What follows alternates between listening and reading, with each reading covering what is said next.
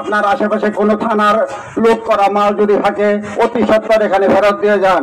ইহা দেশের সম্পদ, আপনার আমার সম্পদ। দিব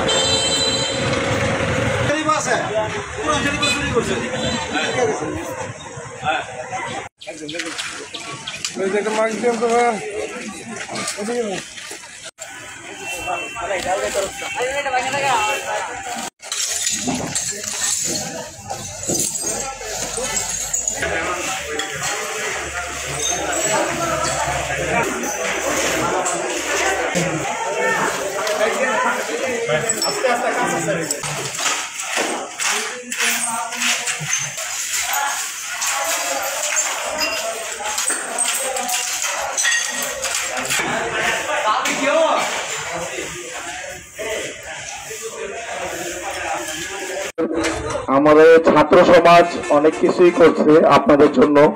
ছাত্র সমাজ যেরকম দেশটা স্বাধীন করেছে, ছাত্র সমাজ সেভাবে আবার দেশটাকে রক্ষাও করবে। ধারাবাহিকভাবে আমরা এখানে আসতেছি। আমরা গতকাল যখন নৈরাজ্যজনক অবস্থা ছিল, ছাত্র জনতার আন্দোলন সফল হওয়ার পরে তখন থেকে আমরা আসছি।